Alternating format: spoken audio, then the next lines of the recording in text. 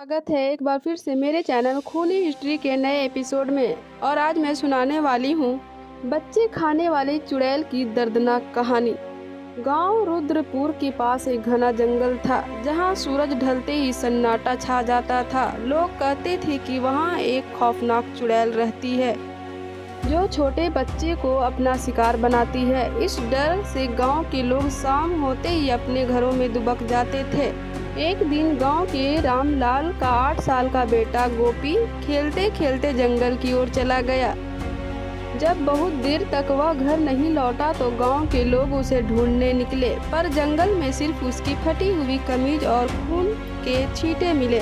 किसी की हिम्मत नहीं हुई कि वे और आगे जाए। तभी एक बूढ़ी औरत ने कांपती आवाज में कहा, ये उसी चुड़ैल का काम है। जो भी बच्चा रात को बाहर निकलता है वह कभी लौटकर नहीं आता।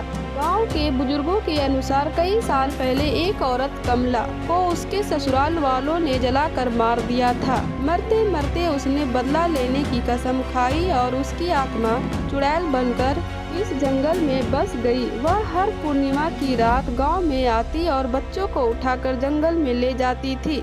वहां वह उन्हें मारकर उनका खून पीती थी और उनकी हड्डियों से झोपड़ी बनाती थी। गांव में बच्चों की संख्या कम होती जा रही थी। गांव में बहुत से लोग डरे हुए थे। वे गांव वालों ने एक बाबा को बुलाया। उन्होंने जंगल के बीच जाकर वहां तंत्र मंत्र पढ़े और चुड़ैल को बुलाया। जैसे ही चुड़ैल प्रकट हुई उनकी आंखें लाल थी। उसके लंबे नाखून और बिखरे बाल देखकर गांव वाले कांप उठे। बाबा ने मंत्रों का जाप शुरू किया जिससे चुड़ैल तड़पने लगी और चीख चीख कर कहने लगी, मुझे मुक्त कर दो, मुझे इंसानों ने जलाया था, अब मैं चैन से सोना चाहती हूँ। बाबा ने उसे वचन दिया कि गांव वाले उसकी आत्मा की शांति के लिए हवन करेंगे। चुड़ैल की चीखों के साथ ही उसका शरीर जलकर राख में बदल गया। उसके बाद गांव में फिर कोई बच्चा लापता नहीं हुआ। लेकिन कहते हैं जो भी रात के समय जंगल के पास जाता है उसे बच्चों की कराहटें अभी भी सुनाई देती है। क्या चुड़ैल सच में मुक्त हो गई या वह किसी नए शिकार की तलाश में है? तो दोस्तों, कहानी अच्छी लगी हो तो लाइक और सब्सक्राइब जरूर करें।